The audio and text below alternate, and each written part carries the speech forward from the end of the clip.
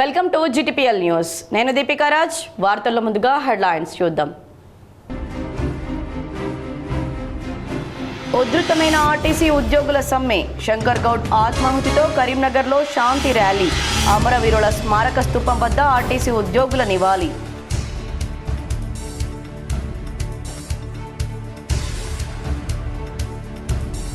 RTC driver Shankar Goud ఆత్మాహుతికి ప్రభుత్వమే కారణమని కేంద్ర మంత్రి బండి సంజయ్ ఆరోపణ. ఆర్టీసీ కార్మికుల డిమాండ్లు పరిష్కారం అయ్యే వరకు బీజేపీ పోరాడుతుందని స్పష్టీకరణ.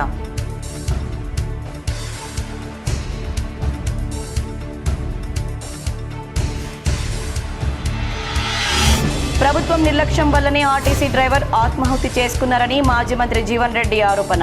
ఇప్పటికైనా కార్మికులకు ఎన్నికల ముందు ఇచ్చిన హామీలను వెంటనే అమలు చేయాలని డిమాండ్.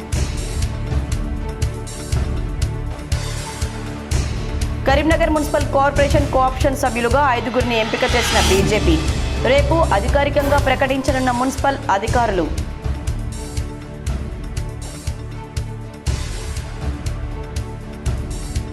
కోఆప్షన్ సభ్యుల ఎన్నికల్లో గోప్యత పాటిస్తూ ప్రజాస్వామ్యాన్ని కూనీ చేస్తున్నారని మాజీ మేయర్ రవీందర్ సింగ్ ఆరోపణ. నిబంధనలకు విరుద్ధంగా ప్రవర్తిస్తే ఆందోళన తప్పదని హెచ్చరిక. రాజన్న సిరిసిల్ల జిల్లా రుద్రంగిలో నూతన పోలీస్ స్టేషన్ భవనానికి శంకుస్థాపన చేసిన డీజీపీ. రాష్ట్రంలో నక్సలిజం అంతమైందని, గంజాయి రహిత రాష్ట్రంగా తీర్చిదిద్దేందుకు కృషి చేస్తున్నామని వెల్లడి.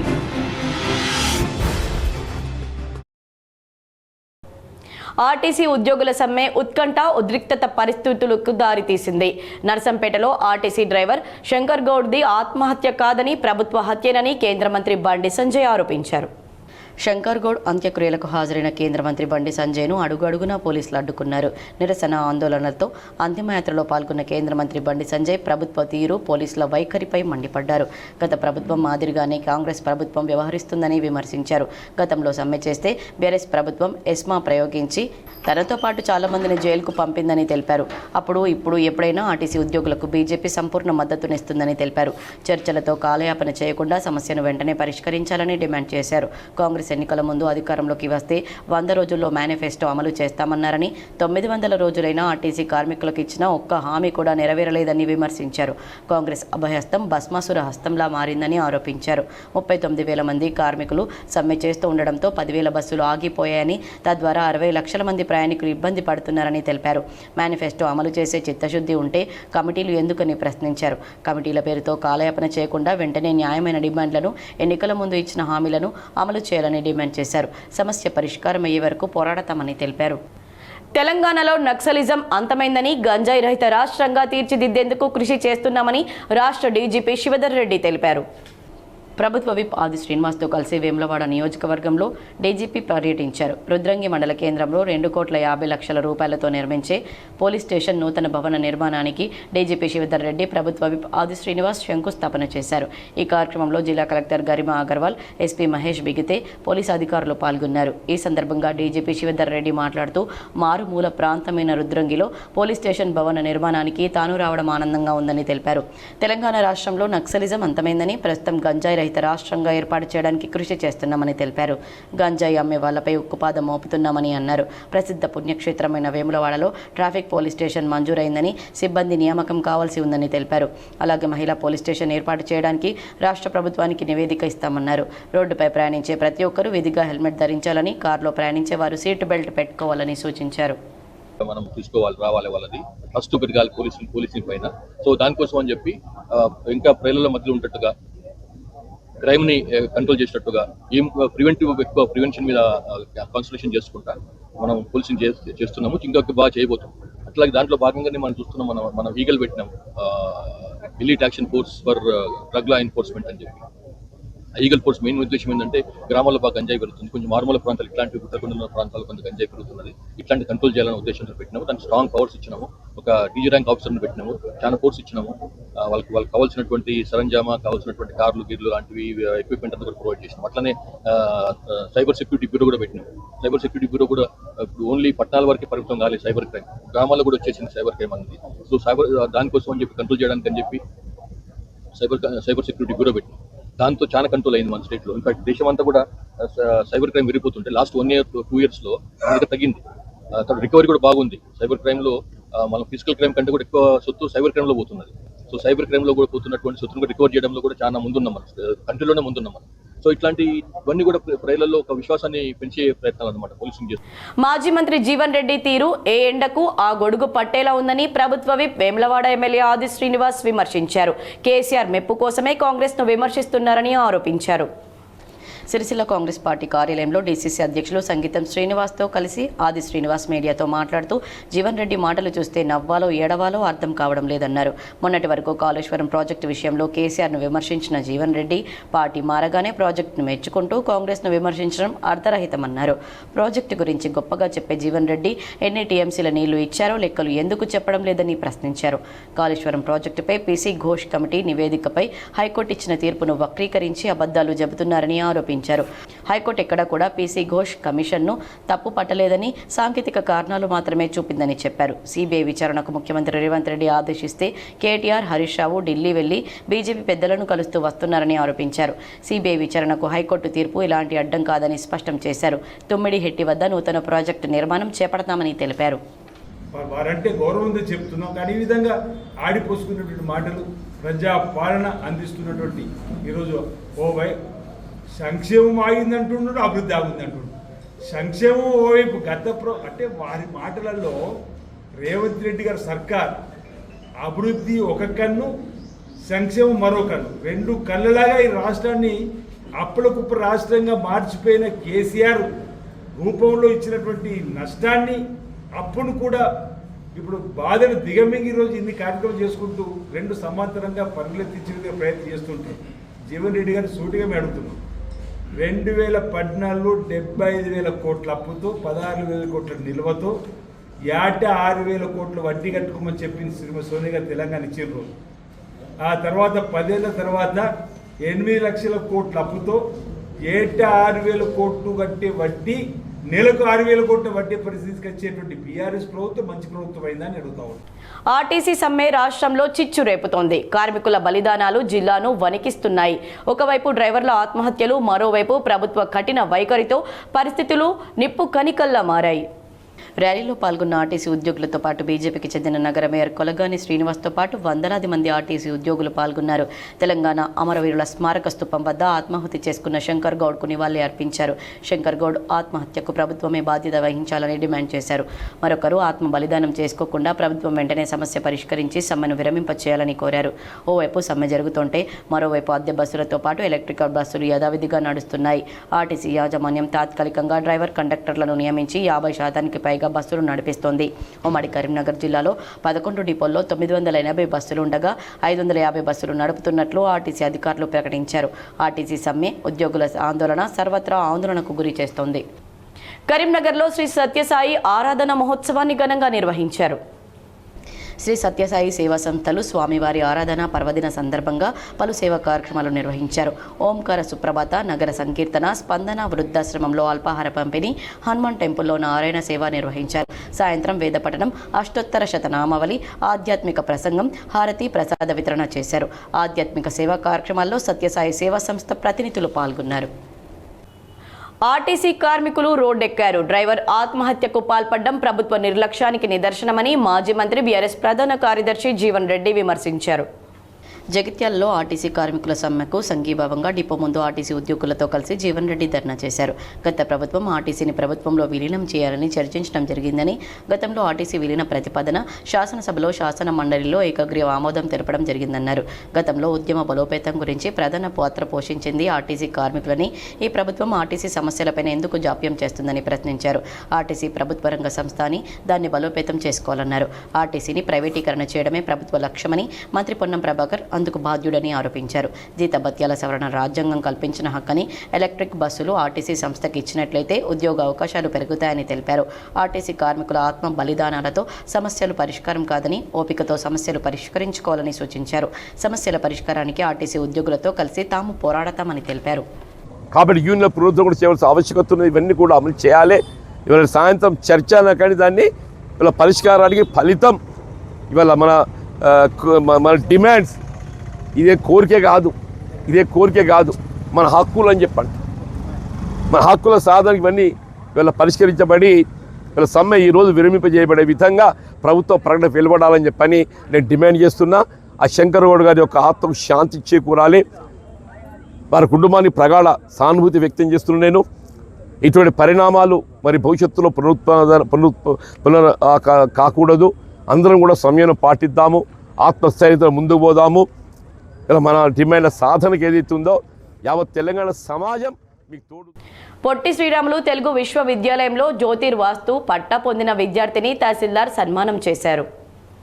పొట్టి శ్రీరాములు తెలుగు విశ్వవిద్యాలయంలోని పీజీ జ్యోతిర్వాసు చేసి పట్టా పొందిన సందర్భంగా కరీంనగర్ జిల్లా తిమ్మాపూర్ మండల కేంద్రంలోని తహసీల్దార్ కార్యాలయంలో నోముల సాయిరాం గౌడ్ను తహసీల్దార్ కర్రే శ్రీనివాస్ రెడ్డి శాలువ కప్పి సన్మానించారు.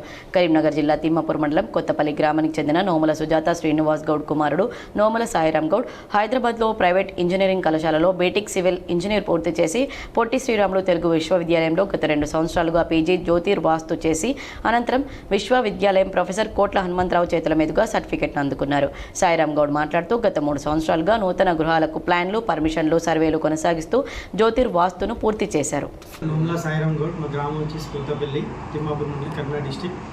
నేను మొన్ననే రీసెంట్గా పొట్టి శ్రీరాములు యూనివర్సిటీ హైదరాబాద్లో పీజీ జ్యోతిర్వాస్తు కంప్లీట్ చేశాను. ప్రొఫెసర్ కోట్ల హనుమంతరావు సార్ ద్వారా నా పట్టా అందుకున్నాను. వాళ్ళు మాకు సంవత్సరం పాటు మాకు వాస్తు జ్యోతిష్యం నేర్పించారు. బీటెక్ సివిల్ అయిపోయాక అందరూ డైరెక్ట్ కన్స్ట్రక్షన్ ఫీల్డ్లోకి వెళ్తారు. మేము ఏంటంటే ప్రజలకు సేవ అందించాలని వాస్తులో పీజీ కూడా కంప్లీట్ చేశాను రీసెంట్గా. ప్రొఫెసర్లు చాలా నేర్పించారు. వాస్తు ప్రకారం ఎట్లా భూములు ఏ విధంగా కట్టాలి, ఏ విధంగా కన్స్ట్రక్షన్ చేయాలి, ఉత్తరంకి ఎంత వదిలిపెట్టాలి, దక్షిణంకి ఎంత వదిలిపెట్టాలనేది సంవత్సరం పాటు మాకు నేర్పించారు. కట్టుకునే భవనాలకి ఏంటంటే బెడ్రూమ్ ఏడు ఉండాలి, వాష్రూమ్ ఏడు ఉండాలి, హాల్ ఏడు ఉండాలి, ఉత్తరంకి ఎంత. కొనుగోలు చేసిన ధాన్యం వివరాలు ఎప్పటికప్పుడు ఆన్లైన్లో నమోదు చేయాలని సిరిసిల్ల జిల్లా అదనపు కలెక్టర్ గడ్డం నగేష్ అధికారులను ఆదేశించారు. వేములవాడ మండలం, అనుపురం, బోయినపల్లి మండలం, విలాసాగర్, జగ్గరావుపల్లి, కొదురుపాకలోని ధాన్యం కొనుగోలు కేంద్రాలను అదనపు కలెక్టర్ క్షేత్రస్థాయిలో పరిశీలించారు. రైతుల సౌకర్యార్థం చేసిన ఏర్పాట్లను పరిశీలించి పలు సూచనలు చేశారు. తేమ శాతాన్ని పరిశీలించి నిబంధనలకు అనుగుణంగా రైతులు ధాన్యం కొనుగోలు చేయాలని ఆదేశించారు. ప్రభుత్వ కొనుగోలు కేంద్రాలను రైతులు సద్వినియోగం చేసుకోవాలని కోరారు. వర్షాలు పడితే ఇబ్బందులు కలగకుండా టార్పాలిన్లు అందుబాటులో ఉంచుకోవాలని సూచించారు. బోయినపల్లి మండలం విలాసాగర్లో సస్యలక్ష్మి స్వస్తిక్ ఇండస్ట్రీస్, జగ్గరావుపల్లిలోని సుహాస్ ఆగ్రో రైస్ మిల్లును అదనపు కలెక్టర్ తనిఖీ చేశారు. మిల్లులకు ధాన్యం లోడ్తో వచ్చిన వాహనాలను ఆలస్యం చేయకుండా దింపుకొని వాహనాలు తిరిగి కొనుగోలు కేంద్రాలకు వెళ్లేలా సహకరించాలన్నారు. రాజన్న సిరిసిల్ల జిల్లా కేంద్రంలో అమానుష ఘటన చోటు చేసుకుంది. పూర్తి వివరాలు ఈ విధంగా ఉన్నాయి. సిరిసిల్ల కొత్త బస్టాండ్ ఆవరణలోని మూత్రశాలలో గుర్తు తెలియని వ్యక్తులు ఓ పసికందును వదిలి వెళ్లారు. గమనించిన స్థానికులు ఆడ పసికందును చేరదీసి జిల్లా శిశు సంక్షేమ శాఖ అధికారులకు అప్పగించారు.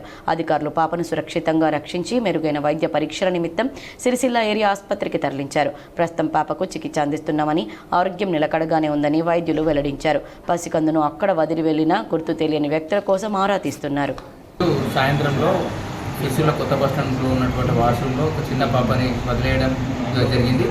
ఆ ఉద్దేశంలో పోలీసు వాళ్ళు అక్కడ ఉన్నటువంటి స్థానికులు సివిల్ హాస్పిటల్లో జాయిన్ చేయడంతో వారు మాకు సమాచారం ఇచ్చిన మేరకు మేము వచ్చి ఆ పాపను హాస్పిటల్ ద్వారా కనుక్కొని తెలుసుకున్నాము.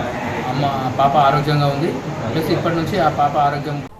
తాగునీటి సరఫరా మెరుగుదల కోసం పలు కీలక సమస్యలను కాంగ్రెస్ కరీంనగర్ కార్పొరేషన్ అధ్యక్షులు అధికారుల దృష్టికి తీసుకువచ్చారు. కరీంనగర్ నగరపాలక సంస్థ పరిధిలోని హై లెవెల్ డివిజన్లకు మంచినీటి సరఫరాలో తలెత్తుతున్న సమస్యల పరిష్కారమే ధ్యేయంగా కోర్టు రిజర్వాయర్లో మేయర్ శ్రీనివాస్, కమిషనర్ ప్రఫుల్ దేశాయ్ ఆధ్వర్యంలో సంబంధిత డివిజన్ల కార్పొరేటర్లు, అధికారులతో కీలక సమావేశం నిర్వహించారు. ఈ సమావేశంలో కాంగ్రెస్ పార్టీ కరీంనగర్ కార్పొరేషన్ అధ్యక్షులు, కార్పొరేటర్ల వైద్యుల అంజన్ కుమార్ తాగునీటి సరఫరా మెరుగుదల కోసం పలు కీలక సమస్యలను అధికారుల దృష్టికి తీసుకువచ్చారు. గత కొన్ని రోజులుగా కొన్ని ప్రాంతాల్లో నీటి సరఫరాకు అంతరాయం ఏర్పడి నీటి సరఫరా జరగడం లేదని, దీంతో పాటు కొన్ని ప్రాంతాల్లో లో ప్రెషర్ సమస్యతో ఎత్తైన ప్రాంతాలకు నీరు సరఫరా జరగక చిట్ట చివరి నివాస గృహాలకు నీరు అందడం లేదన్నారు. ప్రజల ఇబ్బందులను తొలగించడానికి వెంటనే పంపింగ్ పైప్లైన్ల సామర్థ్యాన్ని పెంచాలని డిమాండ్ చేశారు. ఒకటి సార్, అది ఇంపార్టెంట్. లీకేజెస్ అనేది చాలా ఇంపార్టెంట్ సార్. లీకేజ్ అయితే లేదు. సప్లై మీద ఎవరైతే లైన్ మెన్లు ఉన్నారో సార్, లైన్ మెన్ అనేటోళ్ళకు చాలా పెద్ద గురుతుర బాధ్యత ఉంటుంది. లైన్ ఇడిచిపెట్టి మరి ఆ లైన్ మీద ఎక్కడ ఏం ప్రాబ్లం ఉందా అని ఇమ్మీడియట్లీ ఐడెంటిఫై చేసి వారి పై అధికారులకు చెప్తే మీ దృష్టికి వస్తే అది సాల్వ్ అవుతుంది. ఇప్పుడు మా ఏరియాకు ఏదైతే హై లెవెల్కి వెళ్ళి సుభాష్ నగర్, ఆదర్శ్ నగర్ ఈ లైన్ పోయేది 4-5 డేస్కి వెళ్ళి లీకేజ్ ఉండి నీళ్లు రాలేదు సార్. మాకు బోరింగ్ లేవు, చాలా స్లమ్ ఏరియా ఉంది మా సైడ్, తెనువాడ, అటు చిగురువాడ, సుభాష్. కరీంనగర్ మున్సిపల్ కార్పొరేషన్లో 5 కోఆప్షన్ సభ్యుల ఎంపికకై అధికారులు, పాలకవర్గం రాజ్యాంగ నిబంధనలకు విరుద్ధంగా ప్రవర్తిస్తున్నారని బీఆర్ఎస్ నేత సర్దార్ రవీందర్ సింగ్ ఆరోపించారు. కరీంనగర్లో మీడియాతో ఆయన మాట్లాడుతూ కోఆప్షన్ సభ్యుల ఎన్నికలను పూర్తిగా గోప్యంగా చట్టవిరుద్ధంగా నిర్వహిస్తూ ప్రజాస్వామ్యాన్ని కూనీ చేస్తున్నారని విమర్శించారు. నగరంలో 66 మంది కార్పొరేటర్లు ప్రజాస్వామ్య పద్ధతిలో ఎన్నికైనప్పటికీ వారిని పూర్తిగా పక్కనబెట్టి కోఆప్షన్ ఎన్నికలను నిర్వహించడం ప్రజాస్వామ్యానికి తీవ్రమైన అవమానమన్నారు. మున్సిపల్ చట్టంలోని ప్రొసీజర్ నెంబర్ 6 ప్రకారం అభ్యర్థుల నుంచి దరఖాస్తులు స్వీకరించిన తర్వాత 7 రోజుల్లో స్క్రూటీనీ చేసి అనంతరం 3 రోజుల్లో అభ్యర్థుల పేర్లు, కేటగిరీలను అధికారికంగా ప్రకటించాల్సి ఉన్నప్పటికీ కరీంనగర్లో మాత్రం ఆ ప్రక్రియను పూర్తిగా విస్మరించారని విమర్శించారు. ఎవరు పోటీ చేస్తున్నారు, వారి అర్హతలేమిటి, కేసులు ఉన్నాయా, ఓటు హక్కు ఉందా వంటి కీలక వివరాలు కార్పొరేటర్లకు, ప్రజలకు తెలియకుండా ఉంచడం ఎందుకు అంటూ ప్రశ్నించారు. కేవలం పత్రికల ద్వారానే 46 మంది పోటీ చేస్తున్నారనే సమాచారం తెలిసిందని, అధికారికంగా మాత్రం ఎలాంటి వివరాలు ఇవ్వకపోవడం అన్యాయమని పేర్కొన్నారు. నిబంధనలకు విరుద్ధంగా ప్రవర్తిస్తే ఆందోళన చేయక తప్పదని హెచ్చరించారు. ఇది చట్టంలో ఉన్నది, మేము చెప్పింది కాదు. వాళ్ళు ఏమన్నారంటే, ఆ చట్టం ఏం చెప్తుందంటే మీరు అందరి దగ్గర అప్లికేషన్ తీసుకోండి, తీసుకున్నాక వెంటనే 7 రోజులలో 7 డేస్లో వాటిని స్క్రూటినీ చేయండి. స్క్రూటినీ చేసినాక వెంటనే 3 రోజుల లోపల అయితే మీరు నోటీస్ బోర్డులో పెట్టాలి, లేకపోతే తెలియపరచాలి బహిరంగంగా పేర్లతో సహా ఎవరు ఏ ఏ కేటగిరీలో పోటీ చేస్తుండ్రు. జనరల్ 2 ఉన్నాయి, మహిళా 1 ఉంది. మైనార్టీలో 2లో మహిళా 1 ఉంది, జనరల్ 1 ఉంది. ఆర్టీసీ ఉద్యోగుల సమ్మె ఉధృతమైంది. నర్సంపేట డిపో డ్రైవర్ శంకర్ గౌడ్ ఆత్మాహుతితో కరీంనగర్లో శాంతి ర్యాలీ నిర్వహించారు. కరీంనగర్ జిల్లా హుజరాబాద్ పట్టణంలో నర్సంపేటలో ఆత్మహత్య చేసుకున్న ఆర్టీసీ డ్రైవర్ మృతికి నిరసనగా ఆర్టీసీ కార్మికులు నిరసన కార్యక్రమాలు చేపట్టారు. స్థానిక ఆర్టీసీ డిపో నుండి అంబేద్కర్ చౌరస్తా వరకు ర్యాలీ నిర్వహించారు. ప్రభుత్వానికి వ్యతిరేకంగా నినాదాలు చేశారు. అంబేద్కర్ చౌరస్తా వద్ద ధర్నా, రాస్తారోకో నిర్వహించారు. నర్సయ్య చిత్రపటానికి నివాళులు అర్పించారు. ప్రభుత్వం తమ న్యాయమైన డిమాండ్లను వెంటనే పరిష్కరించాలని కోరారు. కరీంనగర్ మున్సిపల్ కార్పొరేషన్ కోఆప్షన్ సభ్యుల ఎంపిక ప్రక్రియను బీజేపీ పూర్తి చేసింది. 5 సభ్యులను ఏకగ్రీవంగా ఎన్నుకునేలా పకడ్బందీ ప్రణాళిక బీజేపీ రూపొందించింది. కేంద్ర మంత్రి బండి సంజయ్ నేతృత్వంలో mayor Kolagani Srinivas, deputy mayor Sunil Rao ఆధ్వర్యంలో బీజేపీకి చెందిన 34 మంది కార్పొరేటర్లు సమావేశమయ్యారు. సమావేశంలో బీజేపీ నుంచి కోఆప్షన్ సభ్యత్వానికి దరఖాస్తు చేసుకున్న వారి పేర్లను పరిశీలించి 2 మహిళలు, 2 మైనార్టీలను, ఓ వ్యాపారిని కోఆప్షన్ సభ్యులుగా ఎంపిక చేశారు. కోఆప్షన్ సభ్యుల కన్నా కృష్ణ, నందకుమార్, బల్విందర్ సింగ్, వెంకటమ్మ, ముస్లిం మైనార్టీకి చెందిన సాహెబ్ బి పేర్లు ఖరారు చేశారు. కోఆప్షన్ సభ్యుల ఎన్నిక కోసం రేపు మున్సిపల్ కౌన్సిల్ సమావేశం నిర్వహించి అధికారికంగా ప్రకటించనున్నారు. నవ నారసింహ క్షేత్రాల్లో ఒకటైన జగిత్యాల జిల్లా ధర్మపురి శ్రీ లక్ష్మీ నరసింహస్వామి క్షేత్రంలో వైభవంగా నవరాత్రి ఉత్సవాలు కొనసాగుతున్నాయి. ఉత్సవాల్లో భాగంగా 3వ రోజు శ్రీ యోగానంద లక్ష్మీ నరసింహస్వామి, శ్రీ ఉగ్ర లక్ష్మీ నరసింహస్వామి ఆలయాల్లో మూలమూర్తులకు పంచామృతాలతో అభిషేకం నిర్వహించారు. అలంకరణ అనంతరం ప్రత్యేక అర్చనలు, నివేదన, సప్తహారతులు, నక్షత్రహారతి సమర్పించారు. నవరాత్రి ఉత్సవాల్లో భాగంగా నరసింహ హోమం, వేద మంత్రాల మధ్య శాస్త్రోక్తంగా నిర్వహిస్తున్నారు. ఉత్సవాల్లో 5వ రోజు ఆదివారం పూర్ణాహుతితో హోమ కార్యక్రమం పూర్తవుతుంది. ఈ రోజు జరిగిన ప్రత్యేక పూజలు, హోమ కార్యక్రమాల్లో భక్తులు పెద్ద సంఖ్యలో పాల్గొన్నారు. ఆలయ ప్రాంగణం హరినామ సంకీర్తనలతో ఆధ్యాత్మిక శోభను సంతరించుకుంది. రాజన్న సిరిసిల్ల జిల్లా వేములవాడలో ప్రసిద్ధ శ్రీ రాజరాజేశ్వర స్వామి దేవస్థానం అనుబంధ ఆలయం భీమేశ్వర స్వామి వారిని రాష్ట్ర డీజీపీ శివధర్ రెడ్డి భక్తి శ్రద్ధలతో దర్శించుకున్నారు. వేములవాడలోని రాజన్న ఆలయంలో ఆలయ అర్చకులు సాంప్రదాయబద్ధంగా పూర్ణ కుంభంతో స్వాగతం పలికి వేద మంత్రోచ్చారణల మధ్య ఘనంగా ఆహ్వానించారు. అనంతరం డీజీపీ శివధర్ రెడ్డి స్వామివారికి ప్రత్యేక పూజలు నిర్వహించి దేశం, రాష్ట్రం శాంతి, ప్రజల సంక్షేమం కోసం ప్రార్థనలు చేశారు. పూజా కార్యక్రమాల అనంతరం ఆశీర్వచనం మండపంలో అర్చకులు వేద ఆశీర్వచనాలు అందజేసి స్వామివారి తీర్థ ప్రసాదాలను సమర్పించారు. వార్తలు ముగించే ముందు హెడ్లైన్స్ మరోసారి. ఉధృతమైన ఆర్టీసీ ఉద్యోగుల సమ్మె, శంకర్ గౌడ్ ఆత్మాహుతితో కరీంనగర్లో శాంతి ర్యాలీ, అమరవీరుల స్మారక స్తూపం వద్ద ఆర్టీసీ ఉద్యోగుల నివాళి.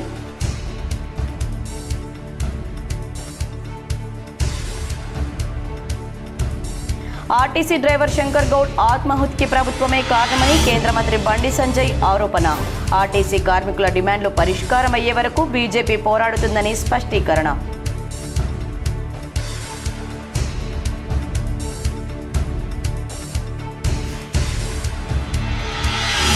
ప్రభుత్వం నిర్లక్ష్యం వల్లనే ఆర్టీసీ డ్రైవర్ ఆత్మాహుతి చేసుకున్నారని మాజీ మంత్రి జీవన్ రెడ్డి ఆరోపణ. ఇప్పటికైనా కార్మికులకు ఎన్నికల ముందు ఇచ్చిన హామీలను వెంటనే అమలు చేయాలని demand. Karimnagar municipal corporation co-option సభ్యులుగా 5గురిని ఎంపిక చేసిన బీజేపీ. రేపు అధికారికంగా ప్రకటించనున్న మున్సిపల్ అధికారులు.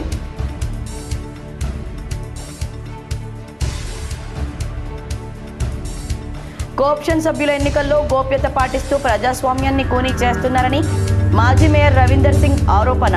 నిబంధనలకు విరుద్ధంగా ప్రవర్తిస్తే ఆందోళన తప్పదని హెచ్చరిక. రాజన్న సిరిసిల్ల జిల్లా రుద్రంగిలో నూతన పోలీస్ స్టేషన్ భవనానికి శంకుస్థాపన చేసిన డీజీపీ. రాష్ట్రంలో నక్సలిజం అంతమైందని, గాంజాయి రహిత రాష్ట్రంగా తీర్చిదిద్దేందుకు కృషి చేస్తున్నామని వెల్లడి. ఈ వార్తలు ఇంతటితో సమాప్తం. తిరిగి ప్రసారమయ్యే వార్తల్లో మళ్ళీ కలుద్దాం. అంతవరకు చూస్తూనే ఉండండి మీ GTPL.